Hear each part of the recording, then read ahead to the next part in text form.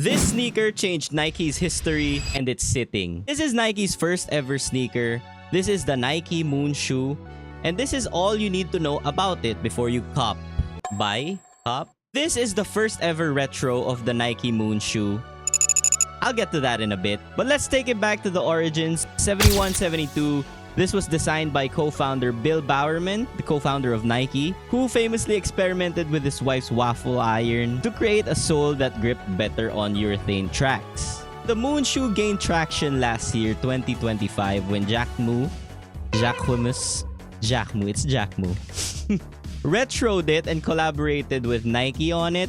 Compared to this shoe, it had more premium materials because this, again, is the first general release retro. The Jacquemus line had a couple of colorways. It had the pink one, the brown one, the red one, the black one, and the white one. So it began having traction since it is the first ever retro of the Moon shoe. Plus, you know, Jacob Elordi wore it. And you know fashion with Jacob Elordi. But now, fast forwarding to 2026, we get the retro of this Nike Moon shoe.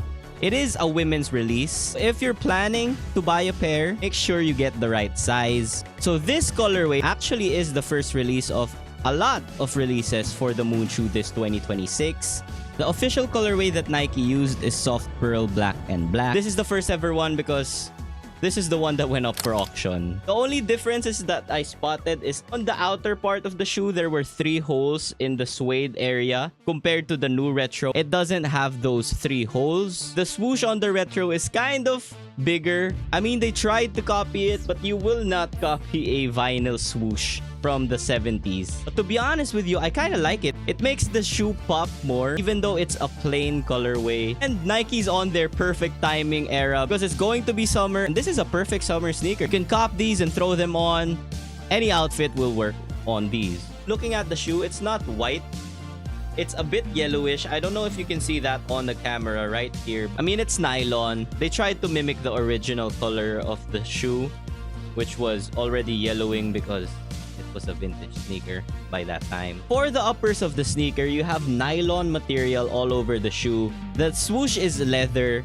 And you have your suede parts all over the shoe, the outer parts, the medial side, and even on the heel area. Then you have this swoosh at the back with the flap. Then you have your Nike logo, the 70s Nike logo on the tongue of the shoe. And I'm happy to say it, these shoes come with extra laces. It comes with cream laces. And here's a comparison with the cream laces versus the white laces. In my opinion, the white suits it more for now since it's still a brand new sneaker. Maybe down the line, the cream would look better. Let me know your thoughts on the comments about this. It's pretty cool to see that Nike actually factory laced it like this. If you want to know how to do this, I have that exact video on how to factory lace your shoelaces like these. It's actually my most viewed video. So I will link it down below and you can also click above right there. For the insoles, I'm quite surprised. It's kind of thick for a retro sneaker. I did not expect the insole to be like this. It's kind of a leather insole with the Nike embossed. It's not just a print here, it's embossed, which is kind of cool in my opinion. Not a lot of shoes do that anymore. It's always the print. One weird thing here, this is the first time I saw this. The tag, the Nike tag where the sizes are, is stitched to the insole, which is kind of crazy if you ask me. This is the first time I saw this.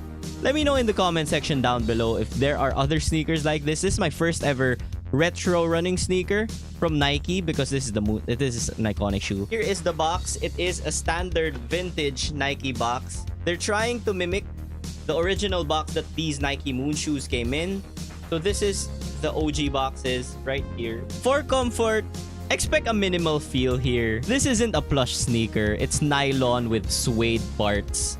Plus, this shoe was made in the 70s. It's not going to have the cushioning that the other shoes have today. The technology was different back then compared to now. For the sizing of the sneaker, I recommend going true to size. But since this is a retro of a vintage running model, it tends to run a bit narrow, as you can see here. Just like the other waffle shoes, it tends to run a bit narrow on the toe area. So if you have wide feet, I suggest going half a size up or a size up. But I really do recommend to go to your store and try to fit one on. This isn't a hype sneaker. It won't sell out. Maybe the first few releases will. But to be honest with you, I saw this in store. recently here in the Philippines. Nobody was paying attention to it. I got this off of sneakers. It's a rare W for me there. So I suggest you try out this pair. Again, like I said a while ago, it is a women's release. So if you're buying online, please don't be confused about the sizing. This is a size 10 women's, a size 8.5 men's. As for the inclusions of the sneaker itself, it includes an extra pair of laces. I really prayed for a special edition box or the Nike Moon shoe glove, as it was in the images. I really hoped that I was getting those, to be honest with you. I really just wanted to buy the sneakers, but when I saw those after I bought the sneakers, I was like, wow, it's gonna have some inclusions. I'm gonna get my money's worth. But it didn't happen. It just came in the standard Nike box. Let's get into the bottom line of this sneaker if you really want to buy this sneaker. So the Nike Moon shoe isn't about performance anymore. It's not about comfort. Compared to the other sneakers out there, I know a lot of people prefer comfort shoes right now. It's trendy, it's comfortable. I mean, what else can you do? This shoe though, on the other hand, is about heritage. It's about the history of the sneaker. This is, again, like I keep saying, if you didn't catch on yet, this is Nike's first ever sneaker.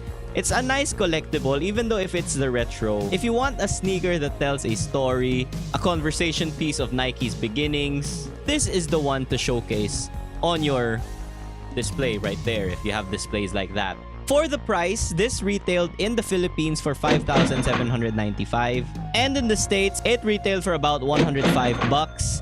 Which is a crazy markdown from the Jacquemus collaboration, which retailed for 180.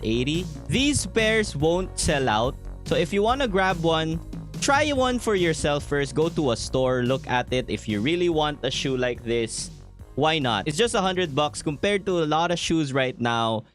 Crazy prices compared to this piece of history right here. This is my first shoe that I reviewed on this channel. But if you do like deep dives in history of sneakers, I do have a video right here which talks about the Jordan 1 that everybody forgot, even time. So click that video right here if you really want to watch it. Thank you for watching. Subscribe for more sneaker content. Please hit the like and comment your thoughts on these Moon shoes. Peace. Thank you so much for watching.